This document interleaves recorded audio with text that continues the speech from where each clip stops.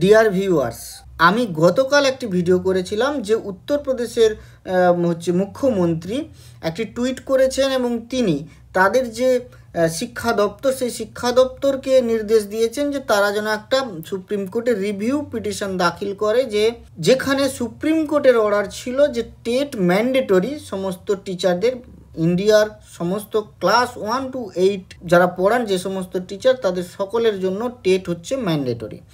এর বিরুদ্ধেই, অর্ডারের বিরুদ্ধেই ইউপি গভর্নমেন্টের সিএম তিনি শিক্ষা দপ্তরকে একটা রিভিউ পিটিশন দাখিল করার নির্দেশ দিয়েছিলেন। তো কালকেই আপডেটেড খবরটা আমি পাইনি, তো এটারই আপডেটেড যে খবরটা এসছে পরশু দিন মানে গত 16ই সেপ্টেম্বর এই রাত 8টার দিকে তারা একটি রিভিউ পিটিশন কেস ফাইল করে, যার ডায়েরি নম্বর হচ্ছে 53434।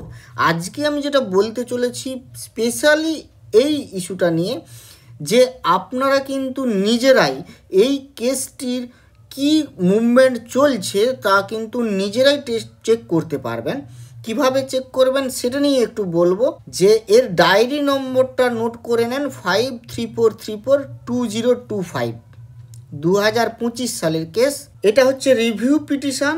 স্টেট অফ ইউপি হচ্ছে পিটিশনার, রেসপন্ডেন্ট হচ্ছে অঞ্জুমান ইসাত এ তালিম ট্রাস্ট। যেহেতু এটার অঞ্জুমান ইসাত এ তালিম এরা এই কেসের পিটিশনার ছিল, এই কেসের মেন এরা ছিল, এই কেসটা করেছিল, যার ভার্ডিক্ট এসেছিল ওইটাই, সেই কারণে এরা হচ্ছে এখানে রেসপন্ডেন্ট হয়েছে এবং এই কেসটি পেন্ডিং এবং অ্যাকশান হচ্ছে ভিউতে গেলে স্ট্যাটাসটা দেখা যাবে। তো পরে স্ট্যাটাস আসবে, আপনারা নিজেরাই চেক করে নিতে পারবেন। আপনারা যে কোনো ব্রাউজারে যান বা এখন আপনারা চ্যাট জিপিটি বা পারপ্লেক্সিটির মতো অপশানেও যেতে পারেন। আমি আপনাদের বলছি যে সবথেকে বেস্ট প্রসেস হচ্ছে সঙ্গে সঙ্গে আপনারা চ্যাট জিপিটি খুলুন বা পারপ্লেক্সিটি খুলুন, এটা আপনার ফোনে ইনস্টল করে নিতে পারেন। যে কোনো ইনফরমেশান অ্যাজ এ জিস্ট হিসাবে যদি আপনি পেতে চান, ওই ব্রাউজারে যাওয়ার থেকে চ্যাট জিপিটি বা পারপ্লেক্সিটিতে গিয়ে কোশ্চেনটা করে সার্চ করে নেওয়াই সব থেকে বেটার হবে। ঠিক আছে, আপনাকে একেবারে পার্টিকুলার অ্যান্সার ওরা দিতে পারবে এবং সেই অ্যান্সারটি আপনার যদি অথেন্টিসিটি চেক করতে হয়, করেসপন্ডিং আপনাদের সোর্সটাও সাইটেশন ওরা ওখানে পাশেই ওই ইনফরমেশানটার পাশেই দিয়ে দেয়। তো সেইখানে ক্লিক করে আপনারা কোন ওয়েবসাইট থেকে বা কোন সোর্স থেকে এইটা চ্যাট জিপিটি বা পারপ্লেক্সিটি আপনাকে উত্তরটা দিচ্ছে সেটাও আপনাকে জানিয়ে দেবে, ফলে আপনি চেকও করে নিতে পারবেন। কিন্তু অ্যাজ এ হোল আপনি একটা জিস্ট অ্যান্সার পেয়ে যাবেন, যেটা আপনি কাউকে, যেমন একজন হিউম্যান বিংকে, কোনো একজন লোককে আমরা কি সবসময় আশা করি, আমরা সবসময় আশা করি যে আমি কাউকে কিছু জিজ্ঞাসা করলাম তাকে সে যেন আমাকে ডিরেক্ট একটা অ্যান্সার দেয়, এটাই আমরা আশা করি না। এক্স্যাক্টলি আমাকে যেন না খুঁজে ফিরতে হয়। এক্স্যাক্টলি চ্যাট জিপিটি বা পারপ্লেক্সিটি এখন এই কাজটাই করছে, এরা আপনাকে একেবারে exact specific to the point answer দেবে। কোশ্চেনটাও আপনাকে সেভাবেই করতে হবে। যাই হোক, আপনাকে প্রসেসটা আমি বললাম। তো আপনারা যদি এটার কেসের ফার্দার ফাইন্ডিংস কী হচ্ছে, ফার্দার মুভমেন্ট কী হচ্ছে তা সম্পর্কে জানতে চান, তাহলে এই ডায়েরি নম্বর দিয়েই আপনারা চলে যাবেন এবং কোন সাইটে যাবেন, আপনারা যদি সার্চ করেন সুপ্রিম কোর্ট কেস স্ট্যাটাস, তাহলে যে হচ্ছে গিয়ে আপনার ওয়েবসাইট অ্যাড্রেসটা আসবে সেখানে ক্লিক করলেই কেস স্ট্যাটাসের জায়গায় এই সাইটটি চলে আসবে এবং এই সাইটে এখানে ডায়েরি নম্বরে ক্লিক করে আপনারা ডায়েরি নাম্বারটা প্রোভাইড করুন। এখানে ক্যাপচাটা ক্যালকুলেশন করে কত হবে, 10 - 2 যেমন 8 হবে, দিন দিয়ে সার্চ করুন, দেখবেন নিচে এরকম একটি আপনার সার্চ বাটনে সার্চ রেজাল্টস চলে এসছে। এই রেজাল্টসে গিয়ে আপনি ভিউতে ক্লিক করলেই আপনি সমস্ত ডিটেলসগুলো পেয়ে যাবেন। যেমন এখানে ডায়েরি নাম্বার অমুকে, তো তার সিএনআর নম্বরও পেয়ে যাবেন এবং পিটিশনার হচ্ছে কে পেয়ে যাবেন এবং তার পিটিশনারের অ্যাডভোকেটের নামও পেয়ে যাবেন, অঙ্কিত গোয়েল। যেমন এখনও কেসটা মানে লিস্টে উঠেনি, তাই সেভাবে কোনো ইনফরমেশানস নেই, আর কোনো ইনফরমেশানস নেই। তো এইভাবে আপনারা কিন্তু কেস সম্পর্কে সমস্ত তথ্য ওখানে পেয়ে যেতে পারেন। তবুও আমি তো খোঁজ রাখছি, যদি কোনো ফার্দার কোনো কেস মানে মুভমেন্ট হয় আমি অবশ্যই জানাবো, আমি যতটা তাড়াতাড়ি পারি জানতে পারি জানাবো। আর কিছু বলে রাখি যে আমাদের তো আপনারা শুনেইছেন, হয়তো খবরটা পেয়েছেন, যে বিভিন্ন কিন্তু শিক্ষক সংগঠন তারা কিন্তু প্রথমটা অতটা ব্যাপারটাকে নিয়ে সিরিয়াস হননি। তো আমি অনেক আগে আমি একবার তো প্রথম বলেছিলাম সিরিয়াসলি যে সুপ্রিম কোর্ট যেহেতু বলেছে তাহলে কিন্তু ব্যাপারটা নিয়ে ভাবনার আছে। অনেকেই হোয়াটসঅ্যাপেও মেসেজ করছেন আমাকে, অনেকে বলছেন যে এত কিছু ভাববার নেই, হ্যাঁ ওটা কিছুই ব্যাপার নয়, এই কারণে এটা ব্যাপার নয়। সেখানে আমি কতগুলো পয়েন্ট দেখিয়ে তাদের বলেছি যে না, এটা কিন্তু এখানে একটু সিরিয়াসনেসের ব্যাপার আছে। যেমন আমাকে একজন হোয়াটসঅ্যাপ করে বলেছিলেন যে যদি রিটায়ারমেন্ট নিতেই হয় তাহলে রিটায়ারমেন্টের সমস্ত বেনিফিটই পাবেন, এবং মানে তাহলে সুবিধা কি হলো, আপনি 10 বছর চাকরি করেই রিটায়ারমেন্টের সমস্ত সুবিধা পেয়ে যাচ্ছেন, ঘরে বসে যান, আপনি আরামসে দিন কাটান। এই কথাটা আমাকে বলেছিলেন একজন। তো আমি তার উত্তরে তাকে সুপ্রিম কোর্টের যে অর্ডারটা ছিল একেবারে সেই অর্ডারটার পেজটা দিয়েই দেখিয়েছিলাম। দেখুন এই যে অংশটা সুপ্রিম কোর্টের যে অর্ডারের এই অংশটাতে, they may be compulsorily retired and paid whatever terminal benefits they are entitled two.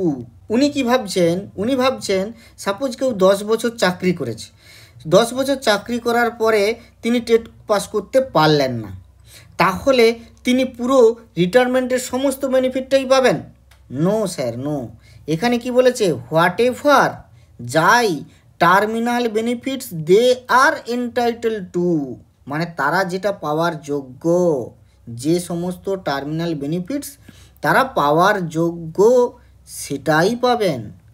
10 বছর চাকরি করে যদি পাওয়ার যোগ্য হন নিয়ম অনুযায়ী, সেই নিয়ম অনুযায়ী আপনি পাবেন।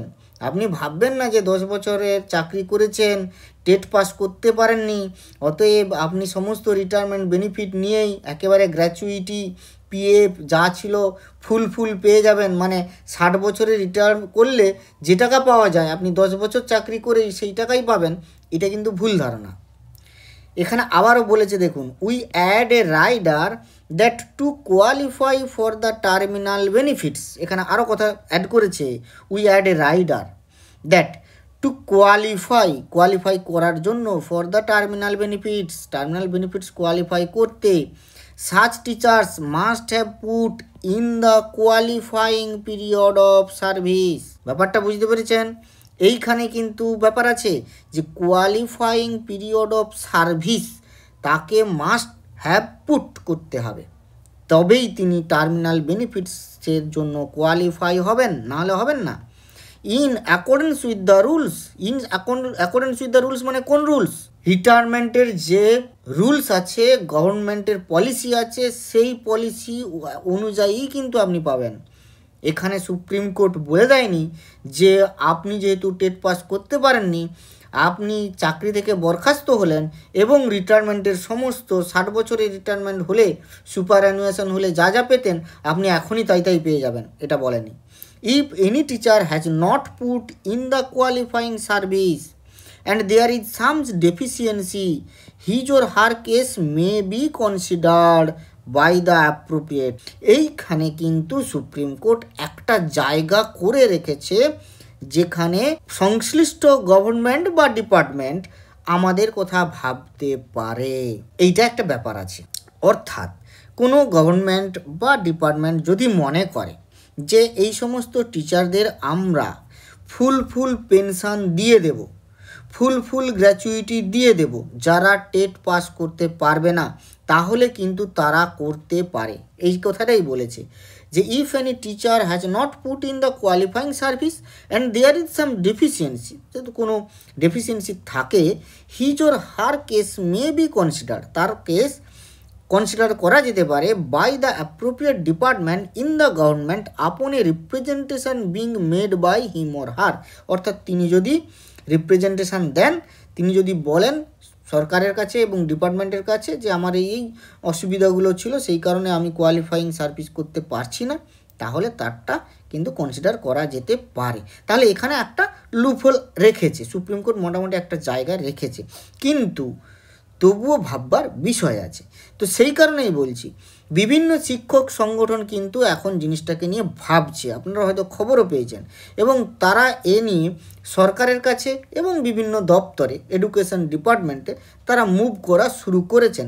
বিভিন্ন স্টেট যেমন করেছে, বিভিন্ন শিক্ষক আমাদের স্টেটের শিক্ষক সংগঠনগুলি করছে, এবং এটা অবশ্যই করা উচিত বলে আমি মনে করি। তাদের সাধুবাদ জানাই তাদের এই উদ্যোগকে। তো আপনারা দেখতে থাকুন কি হয় না হয়, আমিও ব্যাপারটা নিয়ে দেখছি এবং কোনো খবর পেলে অবশ্যই জানাবো। ধন্যবাদ, ভালো থাকবেন।